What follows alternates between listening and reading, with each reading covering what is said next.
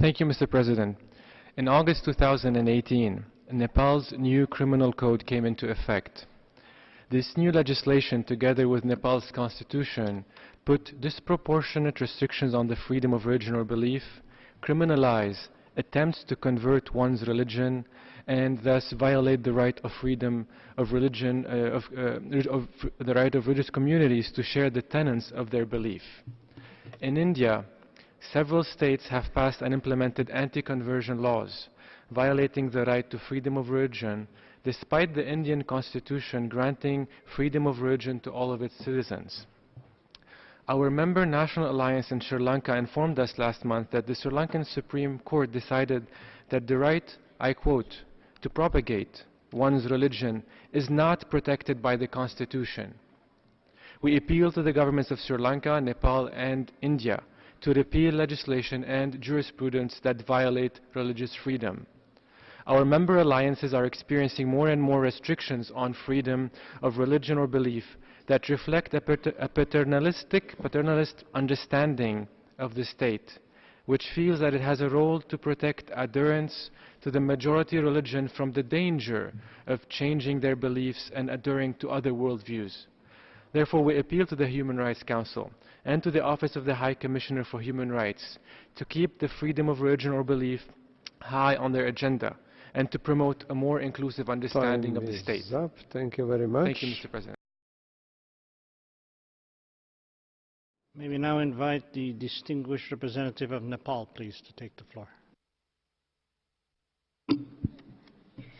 Mr. President, we have noted the comments made by an NGO on the status of freedom of religion in Nepal. We deem it pertinent to make the clarifications on the perceived misunderstanding of the provisions relating to religious freedom contained in Nepal's new criminal code, which has been effective from August 2018.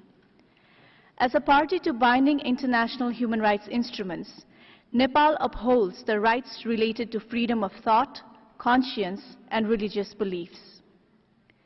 Secularism is one of the important achievements of Nepal's historic political transformation to a federal democratic republic in 2008. The Constitution of Nepal 2015 underscores the meaning of secular to be religious, cultural freedoms, including protection of religion. The Constitution guarantees the fundamental right to freedom of religion. Article 26(1) states that every person who has faith in religion shall have the freedom to profess, practice, and protect his or her religion according to his or her conviction. Nepal's new criminal code aims at maintaining peace, safeguarding interests, and upholding harmonious relations among various religious and cultural communities.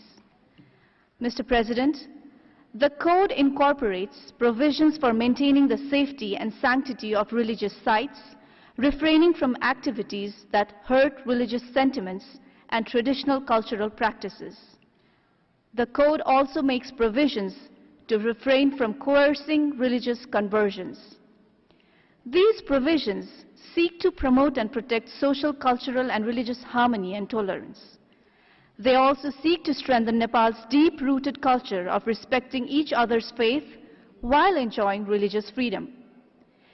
Any interpretation otherwise neither grasps the vibrancy of religious tolerance and harmony among all religions and cultures of Nepal, nor appreciates the constitutional spirit of Nepal's secular and inclusive character. I thank you, Mr. President. Thank you very much.